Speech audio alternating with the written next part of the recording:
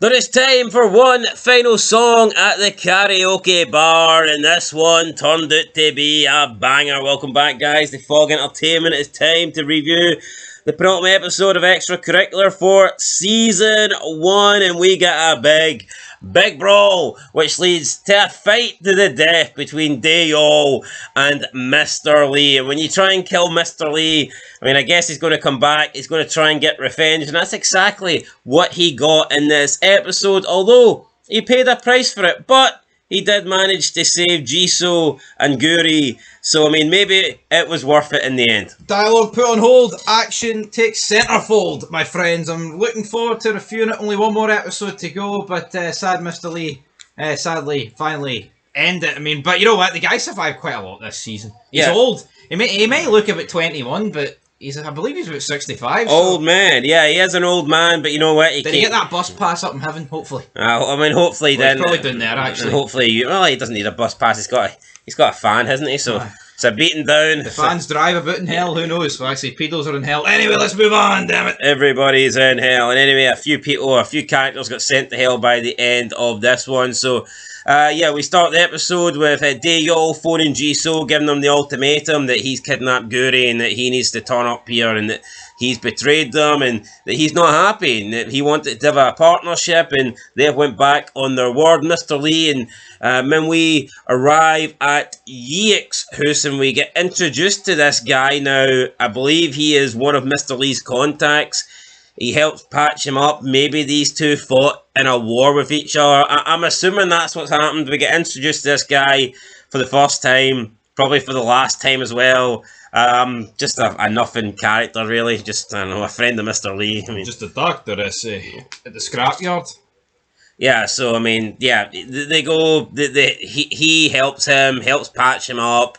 Mr. Lee tries to get away. He wants to go and finish business. He tries to send Minwee out for food, burgers, delivery, pick up whatever. She's about to do it, then realizes, nah, wait, you're just trying to send me away. You're going to go and fight Daeyeol. You're going to get yourself killed. So she tells him to screw you and, order delivery. And that ruins his plans. It does ruin his plans, because obviously when you're a delivery driver delivers it to you. You don't have to go and collect, and then he can't leave if she sneaks out the back door of the scrapyard. But he will leave when she goes to sleep. Aye, he will leave, but I mean, I don't know if it's a scrapyard or not, but... Oh, it definitely was a scrapyard, aye. You think so? Yeah. Aye, because they were in a fan, the guy was out welding shit. There was disused cars and fans scattered along the place. Probably where he built his fan, eh? I mean, Daeyeol looked like he was in a scrapyard, so unless they had two scrapyards for two different locations, a bit weird. Yeah, they're undisclosed locations. Feds don't go sniffing around. I'm pretty sure it was a garage, but I mean... Yeah, well, don't garages have scrapyards at the front? Do they? Some do. You've never seen a garage that doesn't have a scrapyard? Oh, I've seen plenty, but Jesus Christ, I've seen scrap at the front of the garage. Well, I mean, that's not really... Yeah, I'm willing to bet $1 million on it. Fiver then? A fiver on £5 Great British pounds. So Jisoo gets bundled into Dooji's boot. He drives into the meet with Daeyeol. Daeyeol is with his wife. They're looking through the phones and they realise that they've been using this money to buy stupid stuff for school, like accessories and notepads and pens and pencils and papers, and that they're actually doing this, and they make fun of them for selling ass to just try and live and try and provide and try and get through school life, because obviously Daeyeol is a bit of a scumbag, and I mean, he does what he does to try and live a rich life and to be this gangster, whereas he sees Jisoo as literally this kid that is just selling ass. He's using prostitution as a method just to get through life and buy himself notebooks for school.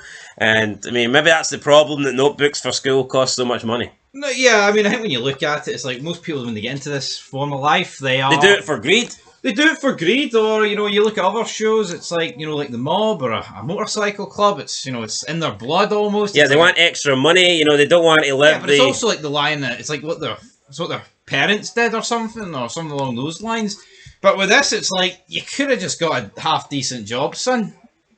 Could he, though? Part-time job, no qualifications at school? It's better than selling underage fucking kids, the pedos, Well, isn't he it? sold one, like, didn't he? I mean, Oh, well, it's hardly the most ethical job on this planet. well, it's not like he rounded up a bunch of kids, so is it, and sold them all out. I mean, she volunteered for that. He didn't recruit her. Well, I think there's a lot of defending going on this guy's name here. Yeah, well, I mean, Here, well, what would you... Well, would you respect him more if he went and got a wee job at 7-Eleven down the street, or what he's doing right? he had a job at 7-Eleven, but it paid peanuts. Well, sometimes, yeah, he was lifting the sacks. I remember that. And that wouldn't have Post paid. job. That wouldn't Here, have I've paid. worked plenty of post jobs. I didn't go to selling women on the side, though. That wouldn't have paid. Right, well, that wouldn't have paid shit for him. Point is, he needed something to make money, and you want him to do a part-time job after school that isn't going to. Yeah.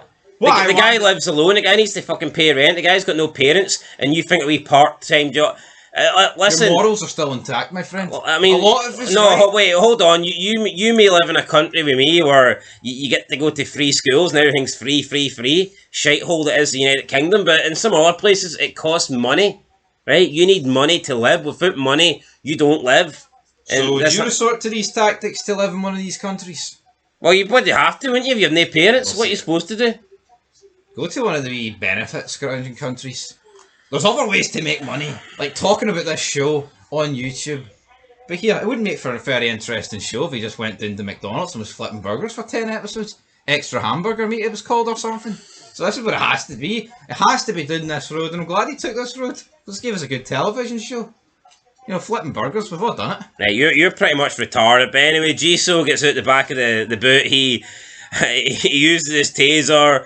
Gyuri wakes up, she's got a knife, and she stabs Daeyeol, and the two of them manage to break free, and they get in a car, and I guess Jisoo's never driven a car before because he tries to make an escape, and he pretty much crashes the car left, right, backwards. Eventually, though, they manage to get out of there, but he does a number on the car. They then decide that they have to escape, they have to get out, they have to basically leave and change their identities. Jisoo realizes he's fucked because Daeyeol knows where he lives, he knows what school he goes to.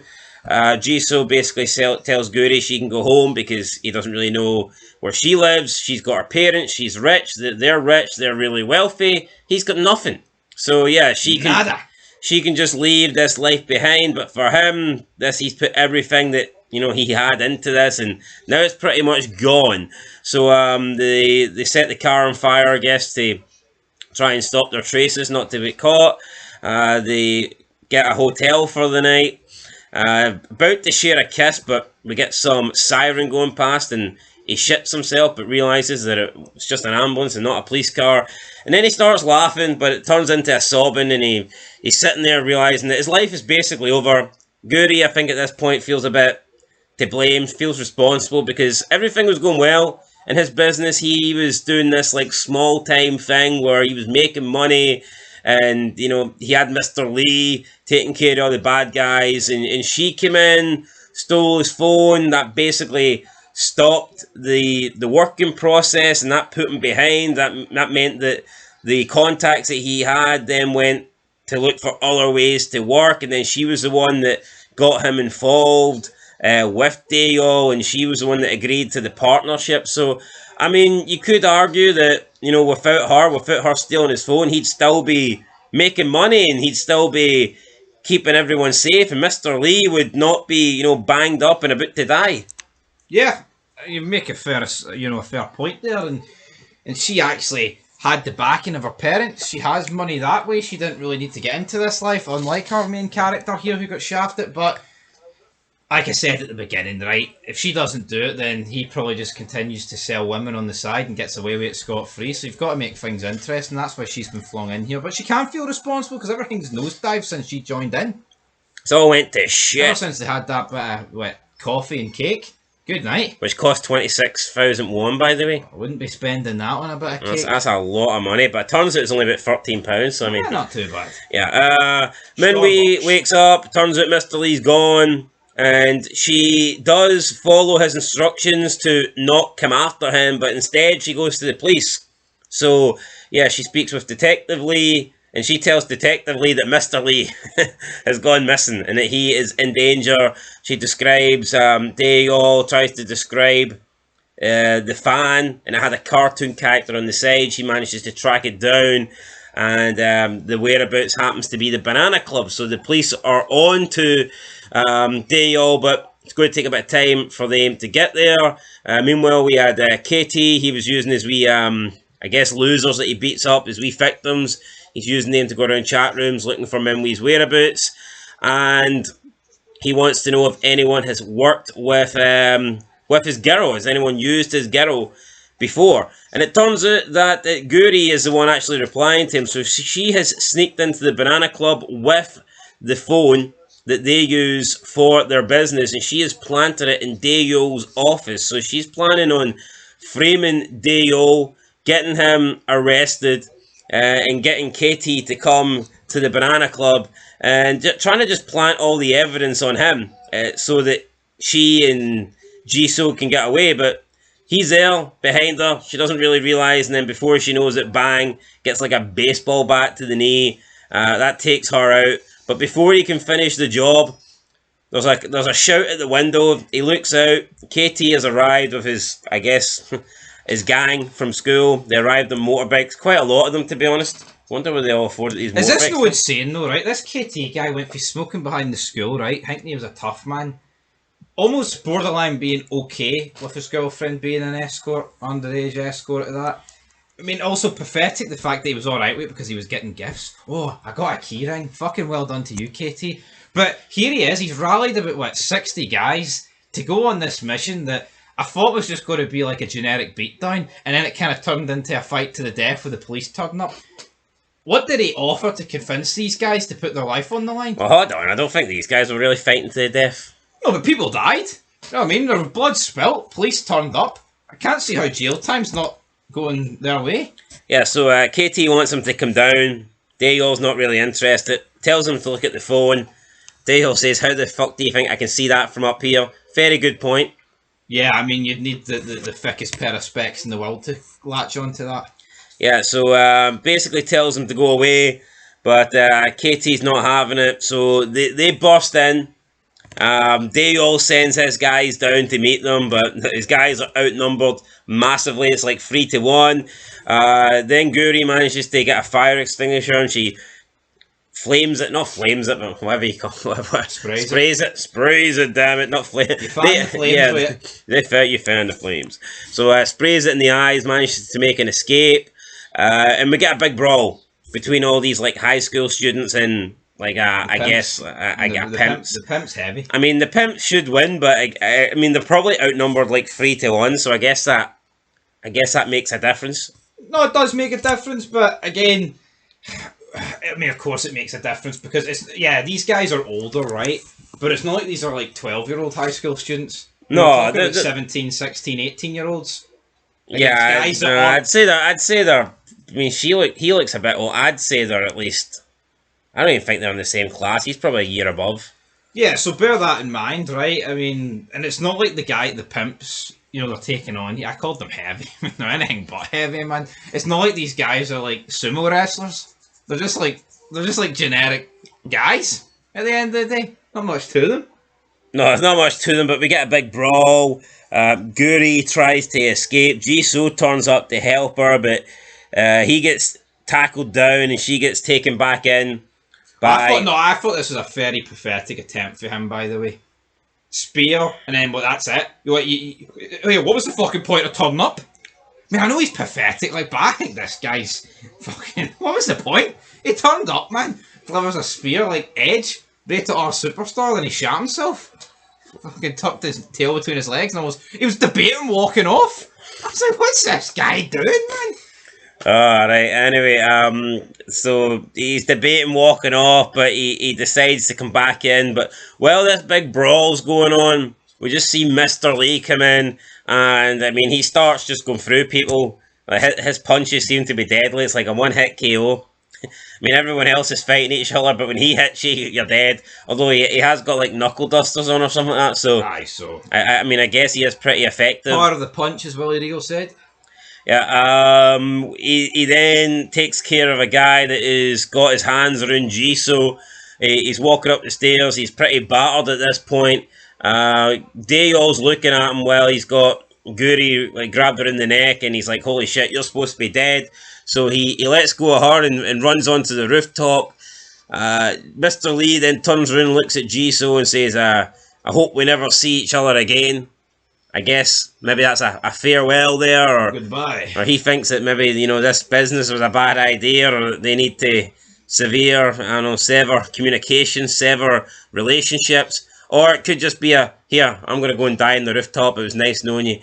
So, sayonara, my friend. Yeah, Jisoo tries to, I guess, pull him back, but Gyuri's like, nah, we need to get out of here. So they make their escape. We go to the rooftop, and we get a big fight. Daeyeol blindsides him from behind, stabs him with some sort of washing line or something, like a big stick. It was like maybe an umbrella or something. I don't know what it was, like a pole, big pole that was like spiky at the end. Aye, right through the midsection. I mean, this would wipe out most men, but no Mr. Lee. No, Mr. Lee. No bus pass Lee. No, bus pass Lee's no giving up. So he pulls it out, and we get a fight. You didn't like the fight scene. I thought the fight scene on the rooftop was fine. But what I didn't like about it is I think maybe it's more the fact that Mr. Lee accepted he was like, right, you know what, I accept dying on this rooftop, I'm going to kill this guy. But it felt to me that he was almost letting Daeyeol. Got there in the end. It was almost feeling like he was letting him stab him, right? Yeah, I thought it was a good scene, but I know Mr. Lee's hurt, he's just at the hospital. He should be making mincemeat of this guy. He was just one-punching people down in the fucking the corridors, but this guy, who, as good as it got for him, was quoting fucking Dexter 4 episodes ago, is taking this guy to the end. I wasn't happy with it. No, but I mean, Mr. Lee at this point is kind of beaten up and battered and bruised. If he's accepting death, then that's one thing. Well, hold on, he literally got impaled as well, so you could argue that slowed him down a wee bit. No, it did slow him down. But yeah, then we get some hard hitting, just punching, and we get lots of blood, and it's raining as well. I thought it was a good scene visually. I thought it was good. Blood, rain. Anytime you get blood and rain, even the last time WWE did blood and rain, it was a pretty good scene. So I think you can't really go wrong. Yeah, we've seen it in Squid Game with blood and rain at the end of that game. Yeah, that's a good setting, I think. No, it is. Even the Walking Dead Telltale game just clocked into my head when Lee's battling the fuck out of Andy at the farm. Got blood and rain. Blood and rain works. It does. Heavy rain and blood. So what we don't want is an overcast day and no blood. No, that would be pretty shite. But Mr. Lee then just continues to pummel away on Daeyeol, and Daeyeol is just laying there. Looks like Daeyeol at this point is pretty much dead. Mr. Lee then gets up off Daeyeol and drags himself over to the edge of the rooftop. But he's not going to throw himself off. He's just going to throw himself to the ground, and I'm assuming he dies. Detective Lee gets there. Bit too late. Everything's already happened. But everyone gets arrested, from the pimps inside the bar. Or, maybe they're not pimps, just the heavies inside the bar. The muscle. The muscle. The Malacca muscle. The toothpicks inside the bar get lean patties. They get arrested. All the kids get arrested. Detective Lee goes to the rooftop, sees that Daeyeol's laying there dead in a puddle of blood. Sees that Mr. Lee's laying up against the wall, not in a puddle of blood, but a lot of blood nonetheless. Both men are dead, and Kitae then finds the hat that was given to him as a gift by Minwee halfway through the show, and he gave back to her, and he sees the hat inside the karaoke club, which confirms to him that she does actually work there, and that's the place where she sells her body, and that she must have been there. So I'm sure, obviously we know that Jisoo's the one that had that hat, and that puts him at the karaoke club, but no, it does put him at the karaoke club. Kitae won't know that. He'll think that Minwee was at the karaoke club, but she'll know that Jisoo was at the karaoke club. So somebody was at the karaoke club. They were all at the karaoke club, guys. They weren't singing. They were all battering the fuck out of each other. That's what happened. Yeah, and that's it. Mr. Lee gets his redemption angle. He comes back, saves Gyuri, saves Jisoo, kills himself. Well, not kills himself, but gets killed in the process. Takes care of Daeyeol, who's a bit of a scumbag, but he had a comedic element to him. Wasn't the worst bad guy. He was a piece of shit, like, but he was kind of funny. I think he's a suitable villain to go up against teenagers. Aye. He's a wee bit psychotic. He's not fully blown, like, holy shit. Like, well, he is. Well, he is. I mean, he was cutting people up, I guess, and he did cut half of Jisoo's arm off, like. But end of the day, that is the episode. I mean, I'm not the biggest fan of the fight scenes with multiple people. I thought the one-on-one was all right, but I would have liked if Mr. Lee. He did put effort in, but I thought he was just letting himself get stabbed to a degree. But it's the multi-man scenes. Yeah, it just seems to be ingrained in Asian culture where they do feel very, I don't want to say funny, but... Street Fighter-esque.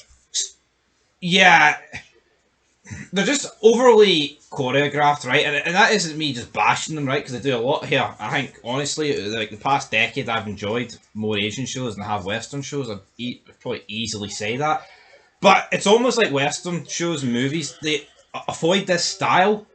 Do they do it on purpose because they can't choreograph it correctly? Potentially. But I think what you see these and like they're fighting in the Banana Club, but it's like you're seeing Mr. Lee walk in, and if you actually like pay attention to the rest of the guys fighting, it's like one guy gets his punch in, another guy gets his punch in.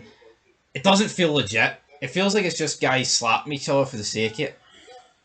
So I wasn't the biggest fan of it. I know, but I think you could argue that's always going to be the case with when there's like multi-people fighting.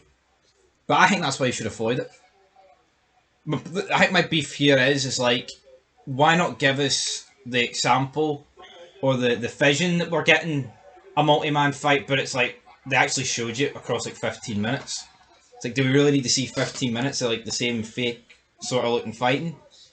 I mean, we could just be hearing noises that are saying, well, fuck, there's a big brawl going on in there. I'm not, but here, it's not like they did it on purpose. It's like every show does that. So, it is what it is. Right, okay, well, you done? I'm done. Don't think I ranted that much on it. No, you did not. Right, go, rating time. Yeah, I enjoyed the episode. I don't think it subtracted much away from. I'll still give it a 9 out of 10. Right, I'll get a 9 out of 10 as well. I mean, I can see where you're coming from with the fight scenes, but I just think that's just a consequence of having big multi-men fight. I mean, I think if you look at other shows like Green Street, is it really any different? No, but I don't want to use wrestling terminologies, but I think when you watch like Green Street and movies like that, there is more like psychology, dare I say, like people I feel like there's just punches and kicks being dished out here and it's like no one's even like reacting to it. I think if you rewatched it back, you'd take that back. No one's reacting to it. But anyway, guys, we've reacted to this review. It's a 9 out of 10. Not going to beat around the bush here. But see when you actually like, see if you see a fight on Twitter, right, or you go on Facebook, you go on TikTok, right? See fights, they don't normally last like 15 minutes. And I get it when there's like 100 guys fighting, right? It's not going to be over in 10 seconds because it's not like you're going to get 100 knockouts. But most people can't take, like 147 punches over the course of 15 minutes. But this episode... Name one person that was taking 15... No, people were getting digged, man, they were. And I get it. If you want to protect your main characters, why, they can take it. But we're talking about no-names that KT just whipped out of his arse are fucking going toe-to-toe here for 15 minutes with the heavies. I'm telling you, man. 15 minutes. I mean, I don't know. I mean, sure, I'm pretty sure Lethal Weapon 4. Fucking Jet Li was beating up Murdoch and Briggs. Murtaugh and Riggs, aye, those two. Those two legends, aren't they? Like so. Yeah, but they were set. Fucking, he never killed both of them. I know he did. He fucking battered the shit clean out of them. Aye, but Jet Li's Jet Li. You know what I mean? Well, he's Jet Li and KT, isn't Jet Black.